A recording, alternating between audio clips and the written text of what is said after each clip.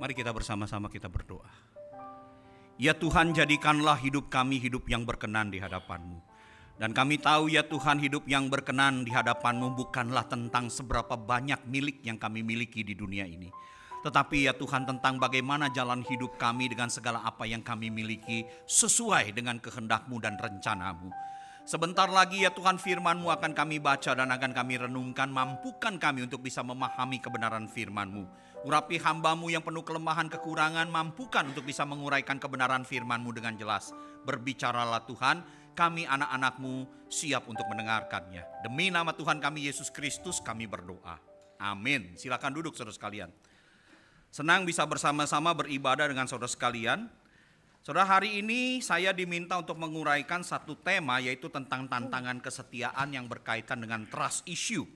Satu bagian perikop yang diminta untuk diuraikan diambil dari Kejadian pasal yang ke-31 ayat yang ke-1 hingga ayat yang ke-21. Kejadian pasal 31 ayat yang pertama hingga ayat yang ke-31. Saudara, saya tahu sebagian saudara tidak membawa Alkitab tetapi membawa handphone suci ya. Bukan kitab suci tapi handphone suci. Dan di handphone suci kita tidak ada terjemahan bahasa Indonesia yang kedua, ya kan? Pasti adanya TB1, maka saya juga akan bacakan dari TB1 saja begitu ya. Demikian firman Tuhan. Kalau yang mau lihat TB2 silahkan, ada mungkin kalau nanti bisa ditampilkan ya. Demikian firman Tuhan. Kejadian 31 ayat 1 hingga ayat yang ke-21. Kedengaranlah kepada Yakub anak-anak Laban berkata demikian. Yakub telah mengambil segala harta milik ayah kita, dan dari harta itulah ia membangun segala kekayaannya. Lalu kelihatan kepada Yakub dari muka Laban bahwa Laban tidak lagi seperti yang sudah-sudah kepadanya. Lalu berfirmanlah Tuhan kepada Yakub, pulanglah ke negeri nenek moyangmu dan kepada kaummu, dan aku akan menyertai engkau.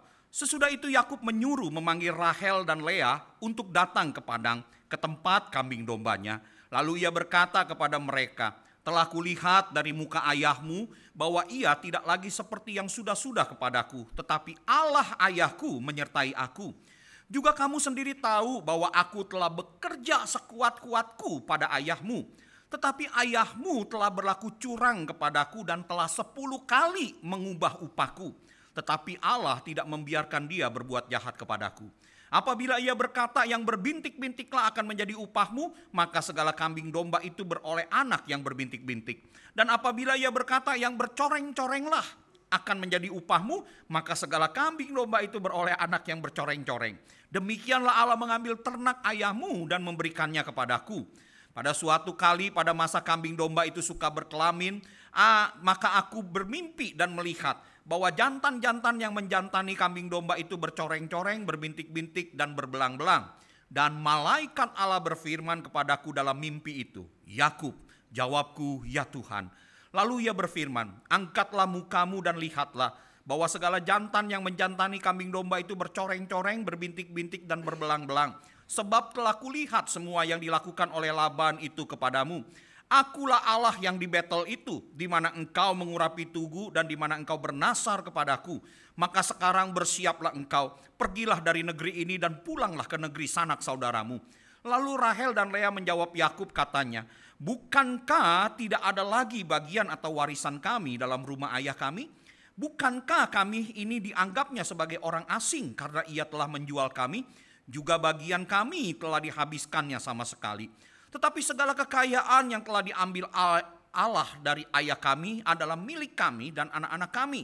Maka sekarang perbuatlah segala yang difirmankan Allah kepadamu.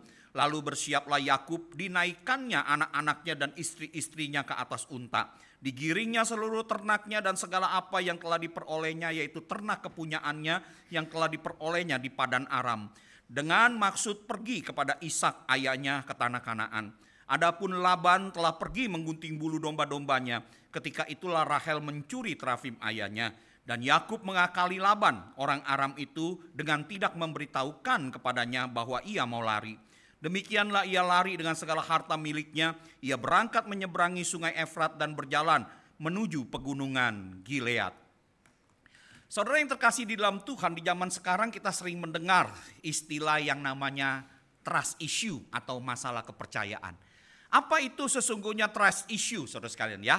Sesungguhnya trust issue itu adalah satu, atau masalah kepercayaan ini adalah satu keadaan psikologis. Keadaan psikologis di mana seseorang itu mengalami kesulitan untuk mempercayai orang lain. Dia sulit sekali percaya kepada orang lain, atau kalau ada orang lain yang berbuat baik terhadapnya, dia akan merasa ragu terhadap niat dan kejujuran orang lain. Jadi dia berpikir, saudara sekalian ya, orang tidak dapat dipercaya, dan apabila ada orang yang berbuat baik kepadanya, dia berpikir jangan-jangan ada udang di balik batu. Begitu kira-kira ya. Jadi ini adalah satu masalah yang terjadi di dalam psikologi seseorang. Nah, saudara sekalian, pertanyaannya apa yang membuat seseorang bisa mengalami hal seperti itu? Saudara, ada beberapa hal yang bisa membuat orang tertentu itu mengalami problema yang sangat kuat di dalam masalah trust issue itu. Yaitu yang pertama, saudara sekalian, bisa terjadi karena ketidakamanan diri. Ketika seseorang yang memiliki kehidupan yang insecure, rasa tidak aman terhadap dirinya sendiri, maka dia akan mudah untuk mencurigai orang lain, begitu ya. Misal saudara sekalian ya, ketika dia punya perasaan rendah diri begitu ya, ketika dia mengerjakan sesuatu, ada seseorang misalnya ingin memberitahukan, yang kamu kerjakan itu salah loh, ada lebih baiknya begini. Langsung dia merasa, wah orang ini ingin menyerang saya, begitu loh, ingin menjatuhkan saya. Nah, ini orang yang mengalami trust issue karena apa? Rasa tidak aman terhadap dirinya sendiri. Jadi semua orang selalu dianggap sebagai ancaman bagi dirinya sendiri. Yang kedua, ada orang yang mengalami karena trauma masa kecil. Waktu seseorang mengalami hubungan buruk dengan orang tua atau orang yang mengasuhnya di masa kecil, misalnya seperti merasa diabaikan, mengalami kekerasan, nah bisa membentuk pola ketidakpercayaan hingga dia dewasa. Jadi kalau ada seseorang anak kecil mungkin mengalami kekerasan karena orang tuanya, dia akan berkata begini, orang tua yang harusnya jaga saya aja, yang punya ikatan darah sama saya saja, kejamnya kayak begitu, apalagi orang lain. Nah, hal ini bisa membangkitkan sesuatu yang membuat dia tidak bisa mempercayai orang lain lah. Buktinya yang namanya papa saya yang harusnya jadi pelindung saya aja melakukan hal yang seperti itu kok. Maka itu saya tidak akan pernah percaya kepada siapapun dalam hidup ini. Itu bisa terjadi. Atau ada orang yang mengalami pengalaman masa buruk di masa lalu begitu ya. Jadi kalau dia punya pengalaman buruk yang di masa lalu, misalnya pengalaman seperti pernah dikhianati, pernah dibohongi, pernah disakiti secara emosional, saudara sekalian, ini bisa meninggalkan luka yang mendalam dan membuat seseorang itu sulit mempercayai orang lain. Manusia itu semuanya sama ya. Banyak kan wanita-wanita itu yang kadang-kadang sudah putus cinta sama pacarnya begitu ya. Ditinggal, selingkuh, dia pacaran dengan orang lain, kemudian berjanji tidak akan lagi mau berpacaran dengan laki-laki. Alasannya apa? Semua laki-laki sama buayanya. Nah begitu kan. Kenapa? Pengalaman karena disakiti, maka dia menutup diri, tidak akan percaya kepada semua laki-laki, begitu ya. Nah, saudara sekalian, itu yang terjadi karena apa? Pengalaman buruk di masa lalu. Atau saudara sekalian, ada orang yang hidup di dalam lingkungan sosial yang negatif. Yang dimana lingkungan sosial itu mungkin karena memperebutkan harta, memperebutkan kedudukan, banyak intrik-intrik yang dibuat. Banyak gerakan-gerakan yang dibuat sehingga dengan intrik-intrik dan konflik yang terjadi membuat seseorang itu akan menjadi lebih hati-hati di dalam mempercayai orang lain. Ini penyebab-penyebab yang muncul di dalam trust issue yang ada di dalam kehidupan manusia. Nah, saudara, kita harus akui inilah kondisi dunia kita. Engkau dan saya hidup di dalam dunia yang telah jatuh di dalam dosa. Yang dipenuhi dengan penipuan, dipenuhi dengan manipulasi, dipenuhi dengan ketidakjujuran, dan bahkan dipenuhi dengan pengkhianatan. Dan jangan-jangan saudara hari ini ada di antara kita pun atau sebagian dari kita yang pernah atau sedang mengalami situasi di mana kita sulit dan takut untuk mempercayai orang lain. Nah, saudara sekalian, itu bahayanya trust issue. Trust issue itu menyebabkan kita hidup di dalam kecurigaan dan ketakutan yang berkepanjangan. Bahkan terkadang dapat membuat kita sulit percaya kepada ketulusan orang lain. Nah, saudara sekalian, trust issue ini terjadi ternyata di dalam kehidupan zaman modern kita. Bukan hanya dalam hubungan pribadi, tetapi juga terjadi dalam hubungan keluarga. Bukan hanya dalam hubungan keluarga, tetapi juga terjadi dalam hubungan pekerjaan kita. Bahkan juga terkadang terjadi di tengah-tengah gereja Tuhan. Saudara, itu bisa terjadi. Seorang pekerja pernah mengatakan kepada saya, wah sudahlah Pak, saya mau pindah saja dari kerjaan saya. Kenapa? Bos saya itu gak bisa dipercaya. Dulu kerjasama sama saya mengatakan kalau perusahaan untung 10% dari keuntungan itu jadi milikmu sebagai bonus. Lah sekarang gimana, kamu terima bonusnya enggak? Enggak katanya ya. Perusahaanmu untung enggak? Untung, tapi saya enggak terima bonus lah. Bosmu gimana? Ya bos cuma bilang begini, Haya mestinya tahun ini ngai untung 5 miliar. Tapi karena lu kerja enggak bener, maka cuma untung 4 miliar. Ngai rugi 1 miliar, maka jangan minta bonus. Nah begitu. Saudara, itu yang terjadi, dibohongin begitu ya. Sudah dijanjikan dapat untung 4 miliar, katanya masih rugi 1 miliar. Karena mestinya dia untung 5 miliar tahun ini. Saudara, itu yang terjadi. Maka kemudian dia mengatakan dunia kerjaan apalagi berkaitan dengan duit. Wah, duit itu gak punya saudara dan juga gak punya teman. Itu yang terjadi saudara, dunia kita. Berkaitan dengan hal lain dalam hubungan pribadi, bisa saja terjadi. Saudara, ada orang-orang yang seringkali dikhianati oleh teman dekatnya, bukan? Saudara, berapa banyak orang-orang yang mengeluh, Pak, yang namanya uang gak punya sahabat, itu teman dekat waktu lagi susah nyari-nyari kita. Pinjam duit, mulutnya manis, akan diganti begini sesudah pinjam. Sampai sekarang gak balik-balikin itu utang. Bahkan sepertinya kayak kita yang berhutang sama dia, nagih-nagih terus begitu loh. Saudara, ini yang terjadi. Maka kemudian lain kali, Pak, saya kalau yang namanya teman pinjam duit gak bakal dah saya kasih. Lebih baik saya langsung kasih aja. Udah gak usah pinjam-pinjam, lebih rela. Dia pinjam 2 juta, sorry gak bisa nih, gue ada 100 ribu, gue kasih lu, udah habis itu lu pergi gitu ya kan. Gak usah pinjam, nah katanya seperti begitu. Kenapa saudara sekalian? Masalah trust issue. Karena pernah disakiti, pernah mungkin dibohongi oleh sahabatnya sendiri.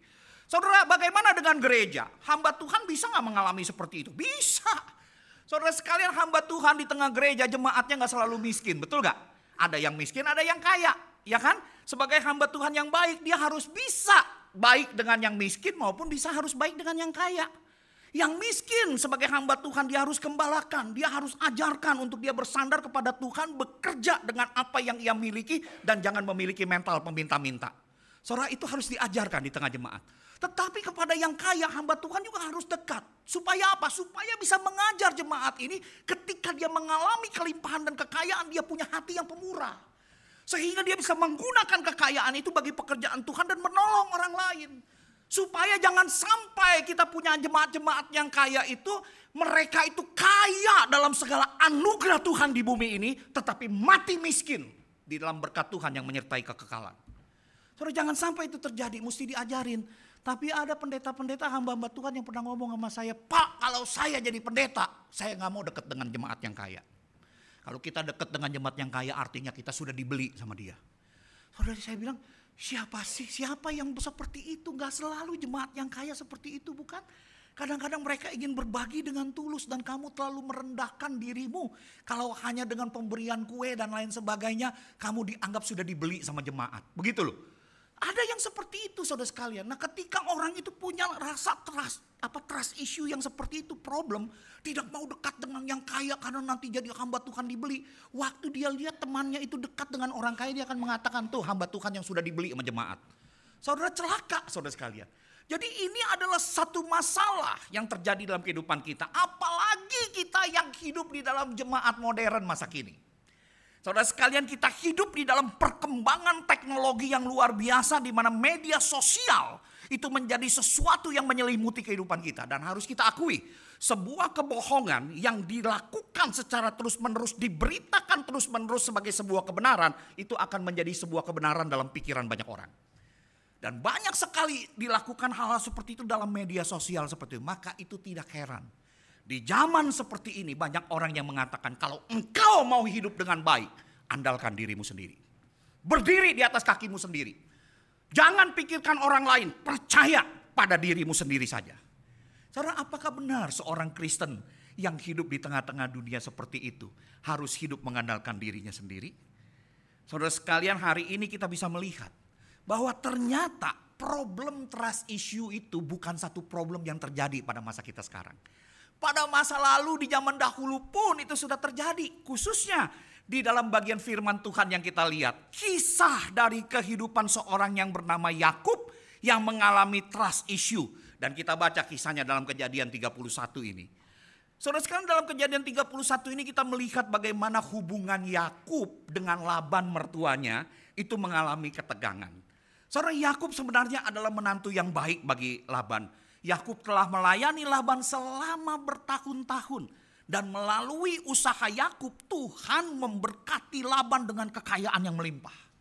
Saudara, Laban tahu gak kalau karena Yakub dia diberkati? Tahu. makanya dia selalu pegangin menantunya ini supaya tidak pergi. Kenapa? Karena dia berkata sendiri kepada Yakub, Yakub bekerjalah dengan baik dan teruslah berada dengan kami. Karena apa? Lewat dirimu lah Tuhan Allahmu itu memberkati aku. Jadi Laban itu tahu kalau dia diberkati karena kehadiran Yakub di tempatnya. Maka itu dia sangat jaga sekali si Yakub ini jangan pergi. Tetapi saudara sekalian, ketika Yakub itu terus bekerja kepadanya, Yakub juga mikir kalau gue kerja seperti ini terus gue gak akan dapat hasil. Makanya Yakub kemudian meminta upah yang disetujui oleh Laban. Sehingga lama kelamaan Yakub pun memiliki kekayaan, dia menjadi makmur dan dia juga mengalami kejayaan karena Tuhan yang menyertai dia. Namun di tengah kejayaan dan kemakmuran ini muncullah masalah trust issue. Ayat 1 tadi kita baca bahwa anak-anak Laban itu mulai merasa iri kepada Yakub. Dan bahkan dia mulai menuduh Yakub. Dia menuduh Yakub dengan perkataan apa? Dia katakan begini. Yakub telah mengambil segala harta milik ayah kita. Dan dari harta itulah ia membangun segala kekayaannya. Jadi Yakub mengalami fitnah. Oh, dia kaya karena ngambil sebagian harta ayah kita. Padahal harta yang diperoleh Yakub itu hasil dari usahanya dan persetujuan dengan Laban. Bahkan saudara sekalian, ayat 2 kalau saudara lihat, di situ dikatakan bahwa Laban sendiri pun mulai memiliki dan menunjukkan sikap yang tidak bersahabat terhadap Yakub. Padahal saudara sekalian, bertahun-tahun Yakub sudah bekerja untuk mertuanya ini. Tetapi hubungan mereka dipenuhi dengan manipulasi dan ketidakjujuran. Saudara, itu sejak Yakub berkenalan dengan Laban, entah berapa banyak dia sudah ditipu. Waktu dia bertemu dengan Rahel, dia begitu tertarik, dia jatuh cinta kepada Rahel yang begitu cantik. Tapi sayang Rahel ini anak yang kedua. Maka ketika Yakub bernegosiasi dengan Laban, ingin menikahkan putrinya, Yakub berkata, aku cinta kepada Rahel. Wah, karena melihat ada anak muda yang jatuh cinta sama putri, dia mengatakan, oke, aku akan berikan Rahel kepadamu, tapi kerja sama aku 7 tahun. Saudara, Alkitab mengatakan Yakub kerja 7 tahun dengan sungguh-sungguh, dan karena cintanya kepada Rahel 7 tahun itu dianggap hanya beberapa hari saja. Tetapi apa yang terjadi saudara sekalian? Waktu dia menikah yang dikasih pada waktu malam pertamanya bukan si Rahel tapi si Lea. Begitu dibuka, kok si Lea begitu ya. Tapi kan namanya masa itu kan tidak terang seperti zaman sekarang ya. Sulit untuk membedakan kali. Pokoknya dia tiba-tiba tahu loh kenapa Lea yang dikasih ke saya. Maka kemudian si Laban bilang yang gak pantas bagi kami, secara budaya kami anak yang lebih kecil menikah dulu gitu ya. Maka kalau kamu masih mencintai Rahel, kamu harus kerja sama aku 7 tahun lagi. Saudara bayangkan saudara sekalian, akhirnya Yakub menyetujui 14 tahun dia baru bisa mendapatkan wanita yang dia cintai itu. Ini Yakub, untuk menikah saja dia sudah ditipu. Bahkan kalau saudara lihat ayat yang ke-7 di dalam pekerjaannya Yakub mengeluh. Sudah 10 kali Laban itu mengubah cara mengupah Yakub. Dan Yakub katakan sudah 10 kali dia mengubah cara. Tetapi Allah memberkati aku dengan kuasanya, dengan pimpinannya. Kesepakatan sering diubah Laban. Laban bilang oke, kamu ingin punya ternak, aku kasih upahmu. Upahmu adalah yang bercoreng-coreng. Nah begitu lahir yang bercoreng-coreng banyak, Allah memberkati Yakub. Laban rubah. Nggak bisa yang bercoreng-coreng. Sekarang yang bertutul-tutul. Nah begitu ya. Dan Tuhan rubah lagi yang bertutul-tutul. Oh jadi Laban itu bingung begitu. Setiap dia ubah yang terjadi itu demikian begitu. Dan disitulah Tuhan memberkati Yakub. Jadi kesepakatan itu sering diubah. Domba yang bercoreng, berbintik, berbelang dan lain sebagainya. Intinya saudara sekalian ya. Laban itu tidak bisa dipercaya sehingga Yakub hidup di dalam ketidakpastian yang konstan. Itu di dalam dunia bisnis dan pekerjaannya bersama dengan sang mertua, begitu ya kan? Nah, bukan hanya itu saudara sekalian. Yakub pun ternyata saudara sekalian mengalami ketegangan di dalam hubungan keluarga. Karena apa? Dia punya istri-istri itu adalah anak-anak Laban. Dia punya 2 istri. Karena mereka itu berebut ingin punya anak di zaman tradisi zaman dahulu. Mereka punya budak, mereka punya hamba, diserahkan juga dua-duanya itu kepada Yakub. Hambanya Lea, hambanya Rahel diserahkan kepada Yakub sehingga juga memiliki anak-anak. Karena zaman dahulu anak dari seorang hamba itu adalah milik tuannya, begitu loh.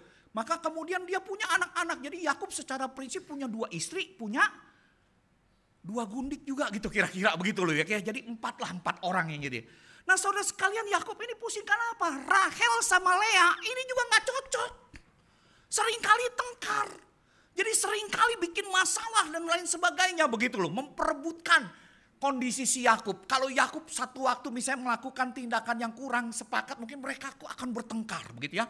Kapan Yakub harus ada di rumah Rahel, kapan harus ada di rumah Lea. Wah, itu bertengkar. Belum lagi ada dua hamba-hambanya juga yang jadi istrinya. Nah, saudara pusing kan? Kita aja yang menikah saat ini cuma punya istri satu aja pusing gak? Pusing saudara ya. Itu istri kita tuh makhluk Tuhan yang paling kuat di bumi ini saudara sekalian. Jangan main-main loh. Punya satu aja kepala kita pusing, bener gak? Nah, saudara sekalian yang jadi laki-laki bisa ngatur wanita? Bisa? Gak bisa. Tuhan kasih alis aja dia gambar ulang kok. Bener gak?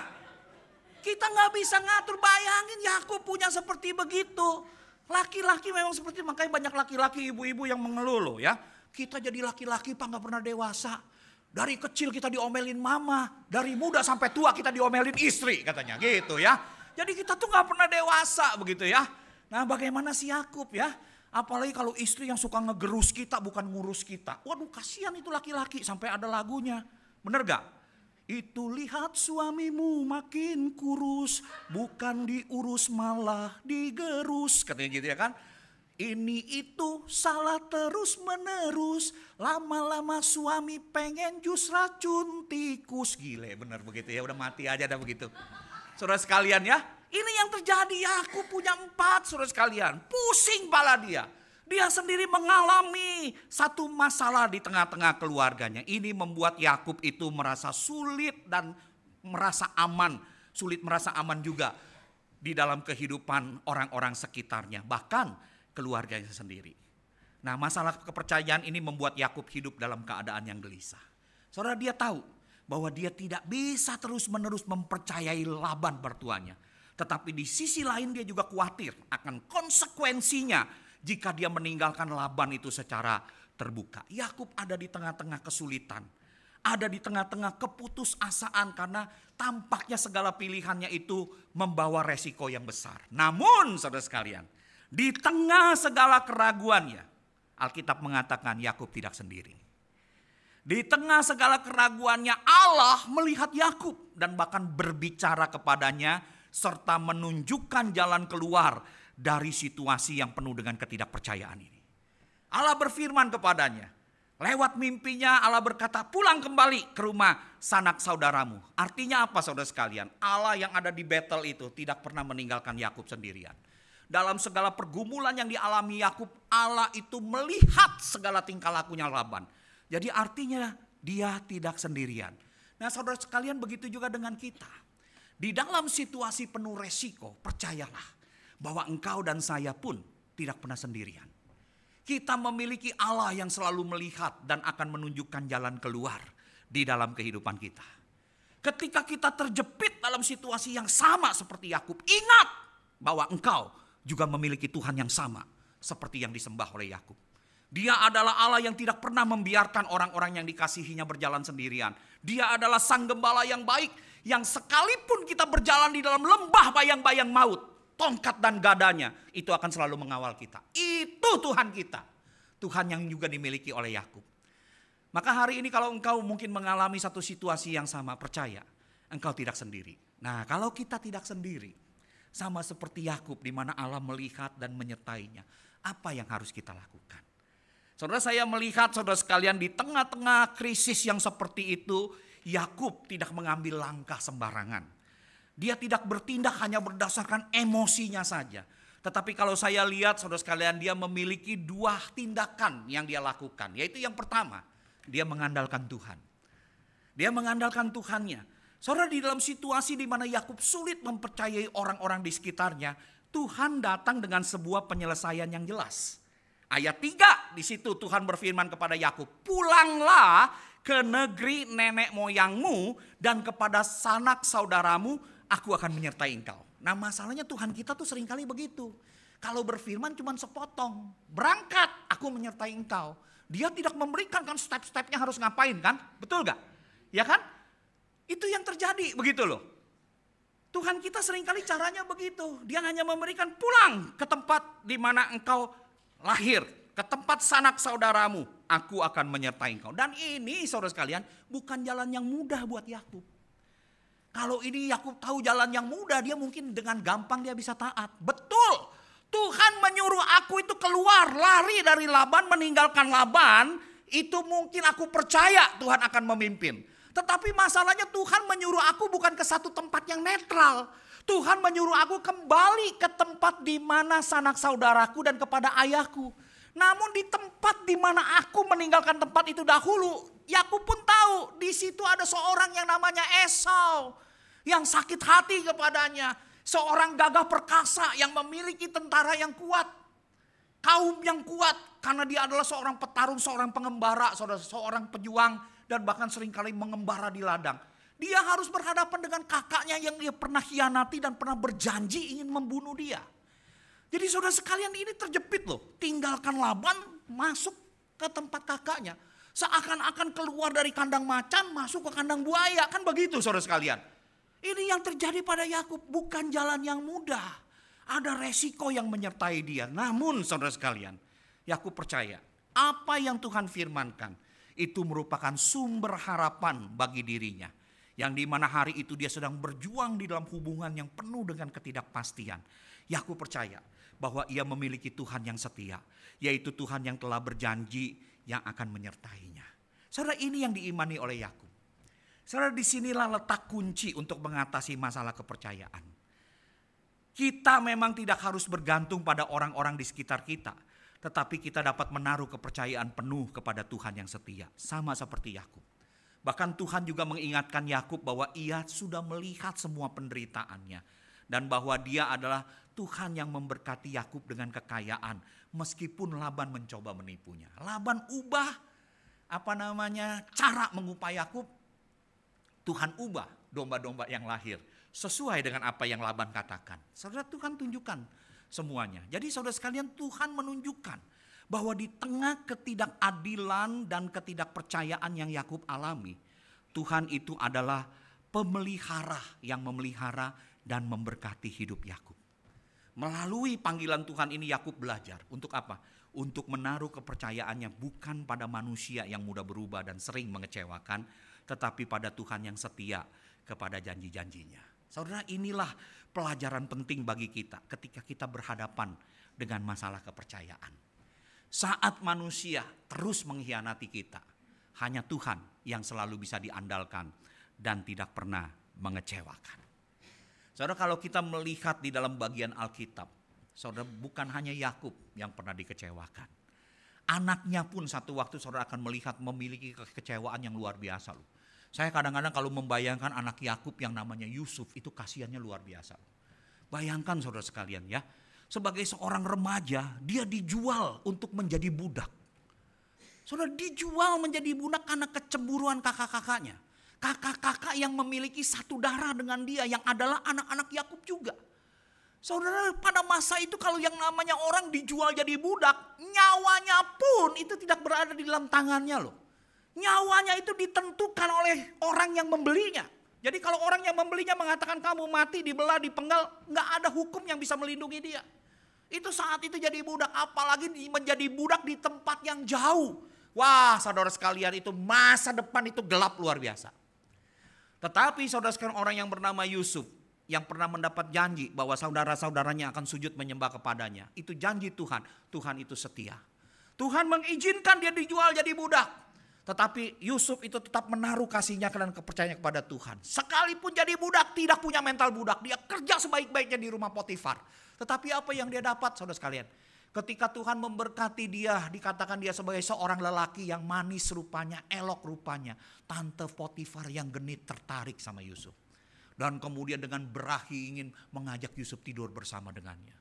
Saudara, Yusuf mengeluarkan jurus seorang laki-laki untuk mengalahkan godaan seksual ini. Apa jurusnya? Lari. Betul kan?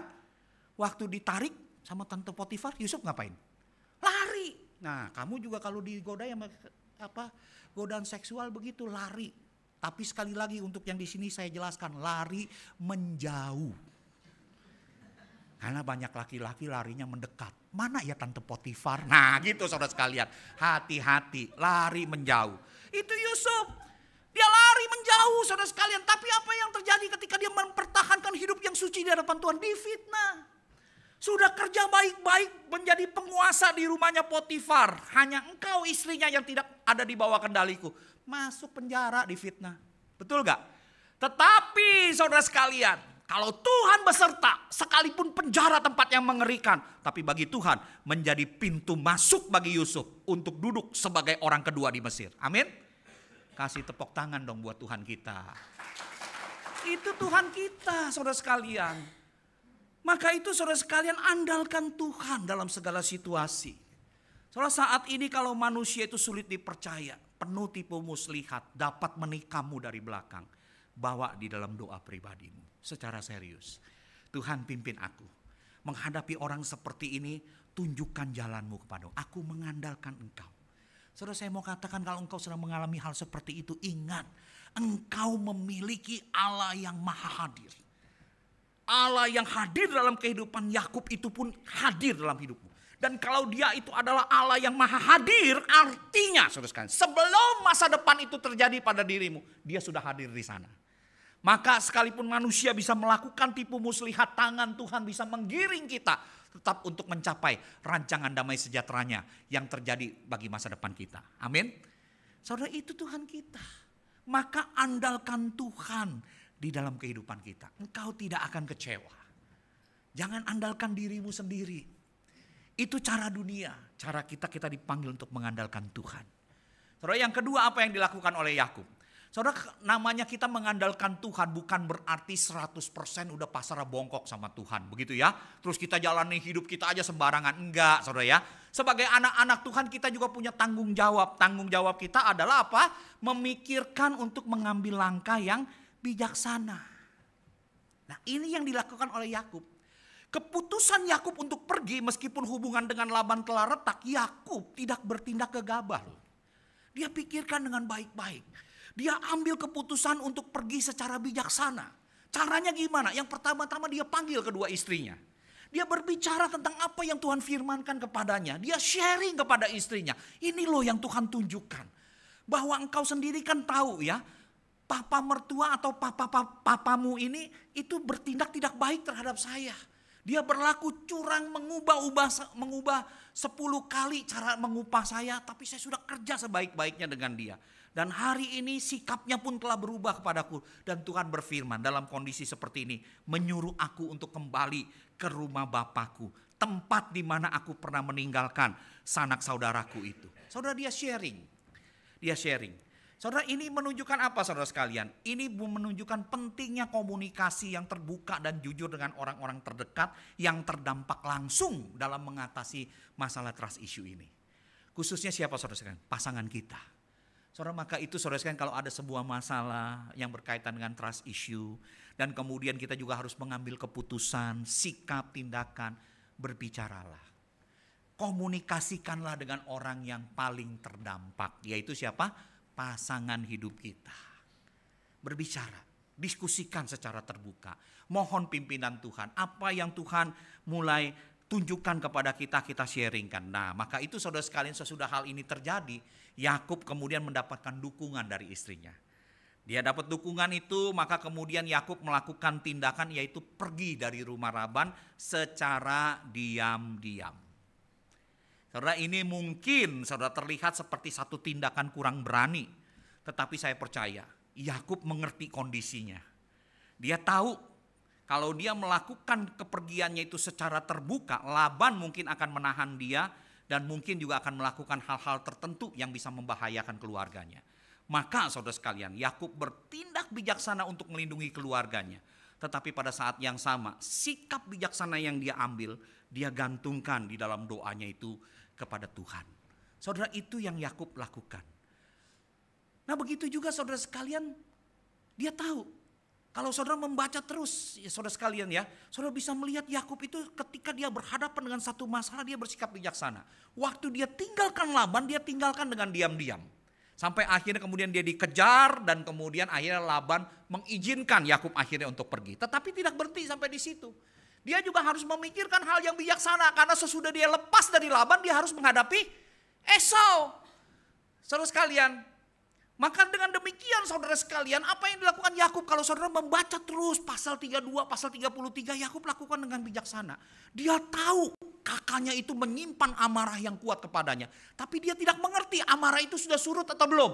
Maka yang dia lakukan apa kalau saudara membaca pasal-pasal berikutnya? Dia lakukan apa? Dia membawa persembahan lebih dahulu di depan dia. Dia bawa persembahan yang banyak kepada Esau untuk apa? Untuk bisa melunakkan hati Esau. Diterima gak persembahannya? Kalau Esau tidak terima persembahannya atau membunuh persembahannya, berarti kan amarahnya masih meluap. Yakub ada strategi itu, saudara sekalian. Bukan hanya begitu, di belakang persembahan ini dia bikin gerombolan pertama yang akan menghadap Esau. Yang menyongsong dia dengan 400 orang-orangnya. Dia datangi dulu gerombolan pertama, sedangkan dia dan keluarganya ada di gerombolan kedua. Kenapa, saudara sekalian? Dia ingin lihat kalau sampai Esau menyerang gerombolan yang pertama, maka dia masih punya kesempatan untuk lari, untuk melindungi keluarganya. Itu langkah-langkah bijaksana karena dia tahu sifat dan karakter kakaknya itu. Nah, ini yang dilakukan Yakub, tapi memang akhirnya Esau sudah surut amarahnya dan menerima Yakub kembali. Saudara, itu yang terjadi. Jadi ada langkah-langkah bijaksana yang harus kita pikirkan sebagai apa? Sebagai orang yang diberikan hikmat, diberikan pikiran oleh Tuhan. Jadi jangan semuanya pasrah bongkok gitu loh. Ada hikmat juga yang harus kita gunakan. Begitu juga dalam hidup kita. Waktu kita menghadapi orang yang sulit dipercaya, kita perlu bijaksana dalam mengambil keputusan dengan mengandalkan perlindungan Tuhan, bukan kekuatan diri sendiri. Mari kita bijaksana. Nah, saudara sekalian, sebagai seorang hamba Tuhan tanpa sadar, saudara sekalian ya, 22 tahun saya sudah melayani di Kalam Kudus. Dan hitung ya astaga, 6 tahun lagi saya emeritus begitu loh. 6 tahun lagi saya sudah tidak boleh lagi ada di struktur. Berarti akan jadi pendeta pensiun. Nah, kalau saya nanti jadi pendeta pensiun, saya mau ngerjain apa? Saudara sekalian, apakah kemudian saya pasrah bongkok, Tuhan Engkau yang menyertai aku. Udah, aku gak mau mikir, biarin Tuhan aja yang mikir. Ya gak bisa begitu dong, bener ya? Saya akan diberikan hikmat. Sebagai orang yang punya hikmat, saya juga kadang-kadang ngajarin teman-teman yang hamba-hamba Tuhan. Walaupun gereja Kalam Kudus menjanjikan kamu 25 tahun pelayanan akan diberikan sebuah tempat tinggal sampai kamu tua ya. Sebuah rumah untuk kamu tinggali bersama istrimu. Tapi apakah benar hal seperti itu bisa terjadi? Betul gak? Generasi kepemimpinan bisa berganti, waktu kamu sudah melayani 20 tahun terus mengatakan tidak diperpanjang. Nah, nanti tinggal di mana? Ayo. Ya belajarlah ketika Tuhan memberkati, mulai cicil rumah. Yang kecil-kecil sederhana gak apa-apa. Tapi kalau nanti satu waktu tidak melayani di gereja kan bisa punya sebuah tempat tinggal. Gak usah mengharapkan gereja, betul gak? Nah, itu yang saya ajarkan. Nah, saya sudah mau emeritus 6 tahun lagi, mikir gak? Mikir, saudara sekalian ya. Nanti kira-kira akan di Solo atau akan ada di Jakarta. Masih mikir. Nah, sekarang apa yang bisa saya lakukan? Yang saya lakukan adalah saya harus kerjakan 6 tahun ini dengan sebaik-baiknya. Supaya tugas yang Tuhan percayakan lewat yayasan, lewat kepercayaan yang dipercayakan kepada saya bisa finishing well dengan baik. Waktu saya bisa finishing well dengan baik, maka saya akan membuat saya punya personal branding sebagai hamba Tuhan itu baik. Betul gak ya? Jadi minimal kan kalau saya sudah 60 tahun, udah mulai tua, ngelamar di GKR masih diterima lah gitu. Ya kan? Masih diterima ya Pak Yunus ya? Masih ya gak? Karena apa? Punya personal branding yang baik. Tapi kalau saya sekarang sembarangan, tidak mau memikirkan itu, ya gak bisa, saudara sekalian. Kita itu juga punya hikmat untuk berpikir di dalam kondisi dunia yang kadang-kadang tidak stabil dan bisa mengecewakan. Nah, saudara juga sama. Berpikirlah. Ya kan? Tuhan memang memimpin hidup kita. Benar gak ya? Tuhan juga memang memimpin keuangan kita. Kan kita juga harus berpikir ya kan. Keuangan aja kan kita harus pikir. Nabung aja kita harus mikir kan. Bukan cuma nyari loh. Nabung aja harus mikir. Kan gak bisa kita mengatakan. Wah, saya ini Tuhan yang memimpin. Dalam nama Yesus saya serahkan semua, beli saham tabungan saya. Terus sahamnya turun. Saudara stres. Kan gak bisa. Mesti saudara ngatur kan. Nggak, bukannya saya anti dengan saham, bukan. Tapi mesti atur, saya mesti punya saving 6 bulan ke depan. Kalau misalnya satu waktu saya berhenti kerja, minimal 6 bulan bisa bertahan. Kalau saya punya uang, saya tabung sedikit, sebagian saya tabung mungkin boleh di saham. Tapi jangan seluruhnya, karena itu beresiko tinggi walaupun keuntungannya tinggi. Tapi sebagian di deposito, dan itu aja kita ngatur ya gak? Kan Tuhan tidak langsung berbicara, hai Rudi taruhlah uangmu. Kan gak begitu saudara sekalian. Kita punya hikmat untuk mengatur, Tuhan beri itu. Nah, sama ketika kita menghadapi trust issue, apapun yang terjadi, gunakan hikmat. Gunakan hikmat. Nah, yang lebih hebat lagi saudara sekalian, kepenuhan penyertaan Tuhan, itu kita bisa lihat lebih dalam dibanding Yakub. Kenapa? Kita hidup di dalam zaman Tuhan Yesus Kristus yang sudah lahir ke dalam dunia, mati bagi kita, dan bangkit serta duduk di sebelah kanan Allah menjadi pembela kita. Maka sudah seharusnya sebagai orang Kristen, waktu kita mengalami trust issue, kita punya Tuhan yang luar biasa, yaitu Tuhan Yesus Kristus. Tuhan yang boleh saya katakan Tuhan yang selalu setia kepada janjinya. Kalau dia adalah Tuhan yang pernah berjanji kepada Abraham, lewat keturunanmu seluruh bangsa akan beroleh berkat. Tuhan nyatakan. Sekalipun umat Allah, kalau saudara lihat, hidup di dalam pemberontakan, bertobat, berontak lagi, bertobat, berontak lagi. Jadi umat Allah tuh sepanjang kehidupannya yang memegang janji Tuhan, hidup dalam iman tomat. Sebentar tobat, sebentar kumat, sebentar tobat, sebentar kumat. Tapi Tuhan tetap setia. Sesuai dengan janjinya, Kristus itu turun datang ke dalam dunia. Itu Tuhan kita. Saudara, ketika dia datang ke dalam dunia, saudara, kesetiaan Tuhan tidak pernah berubah. Dia datang ke dalam dunia, saudara, bukan untuk bertahta dipuji-puji oleh orang-orang. Tapi dia datang ke dalam dunia menyerahkan nyawanya. Mengambil rupa sebagai seorang hamba, mati di atas kayu salib bagi engkau dan saya. Itu kesetiaannya loh. Dia rela terima mahkota duri ditaruh di atas kepalanya. Untuk apa? Untuk memulihkan pikiran kita yang kadang-kadang jahat. Butuh ditebus oleh darah Kristus. Dia rela menerima paku tertancap di tangannya untuk menebus segala perbuatanmu dan perbuatanku yang jahat. Dia rela untuk ditombak lambungnya untuk membersihkan hati kita yang jahat. Saudara, itu Tuhan kita. Dia sudah memberikan segala-galanya bagi kita karena kesetiaannya tidak pernah berubah. Dan kapan itu diberikan? Saudara, kalau untuk orang yang baik, ada orang rela mati. Untuk orang yang benar, ada orang yang rela mati. Saudara, saya mau tanya, waktu Tuhan mati untuk kita, kita orang baik atau orang benar? Baik enggak, benar juga enggak. Betul? Yesus mati ketika kita masih berdosa. Itu kesetiaan Tuhan. Nah, kalau dia sudah menebus engkau bukan dengan emas, bukan dengan perak, tapi dengan nyawanya sendiri ketika engkau masih berdosa. Apakah mungkin kalau sekarang dia sudah menggenggam hidupmu, dia akan biarkan hidupmu berjalan percuma dan begitu saja tanpa arah? Gak mungkin. Itu Tuhan kita. Dan saya mau katakan, saudara, dia bukan hanya Tuhan yang setia, yang kesetiaannya tidak pernah berubah, tapi dia juga Tuhan yang berkuasa atas segala keadaan. Saudara, manusia boleh melakukan dan mereka-rekakan apa yang jahat terhadap kita.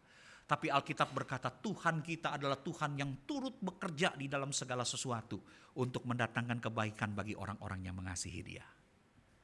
Itu Tuhan kita. Manusia boleh merekakan apa yang jahat. Tapi Tuhan di dalam kejahatan yang kita alami pun Dia mampu untuk bekerja mendatangkan kebaikan bagi kita.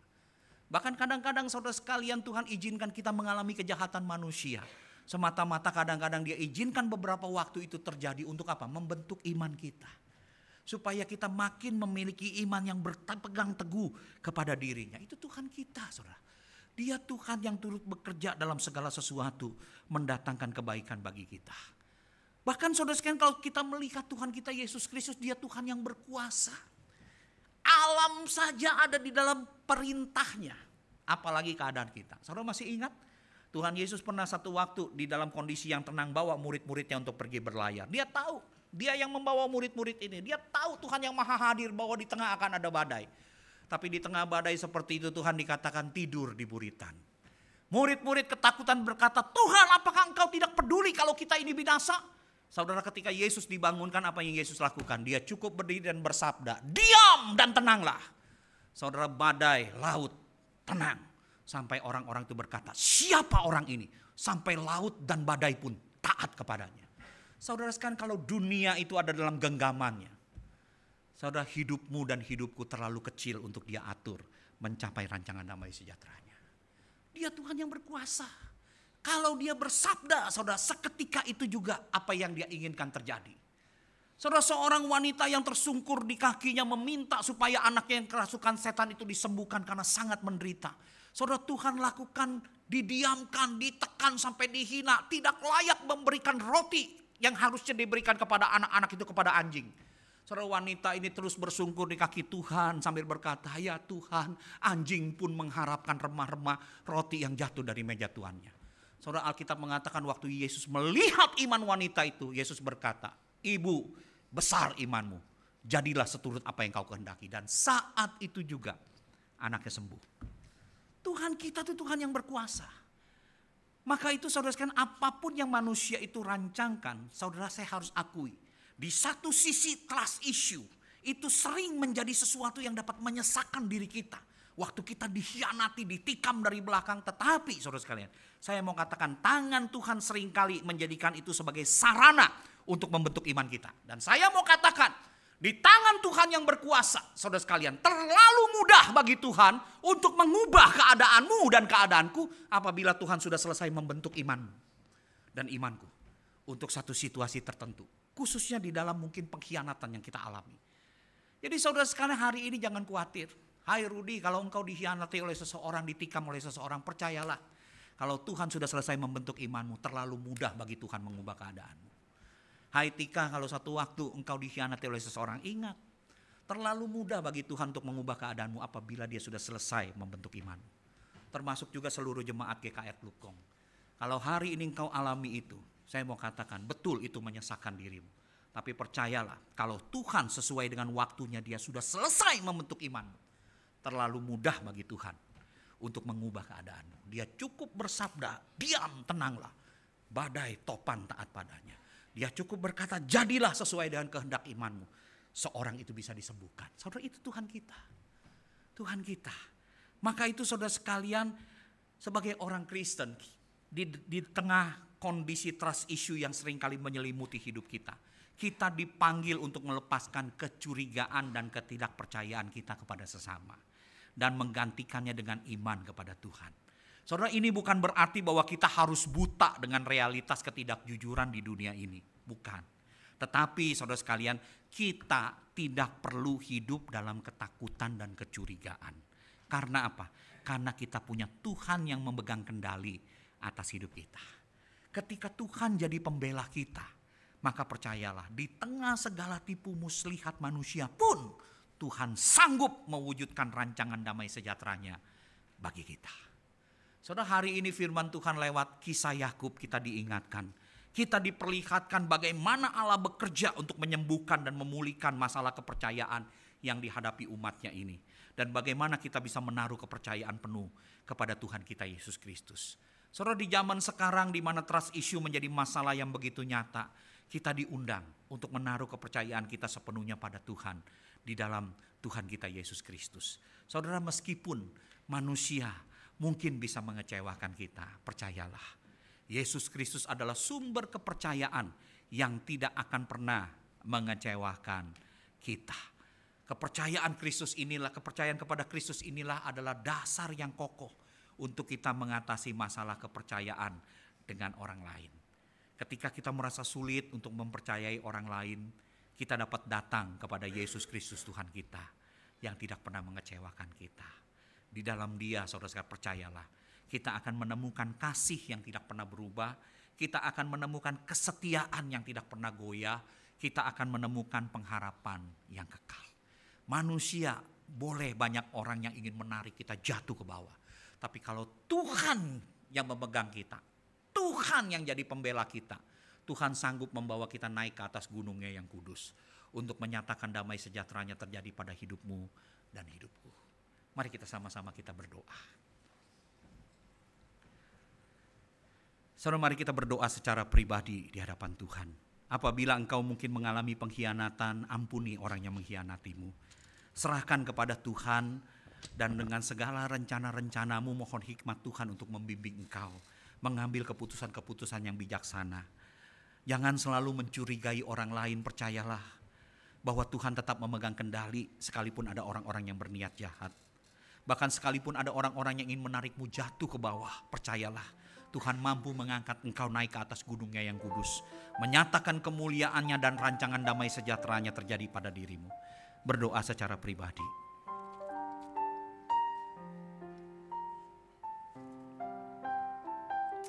Ya Tuhan.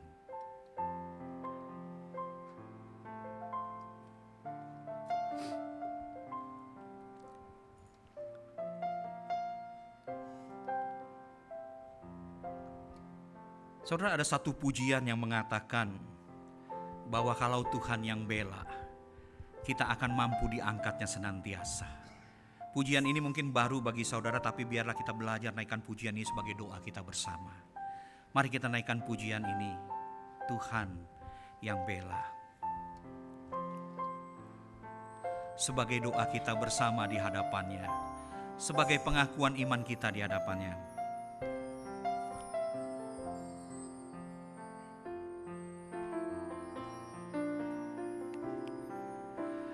Di dalam segala hal, janjinya tak berubah. Apa yang sudah difirmankan terjadi saat kita percaya.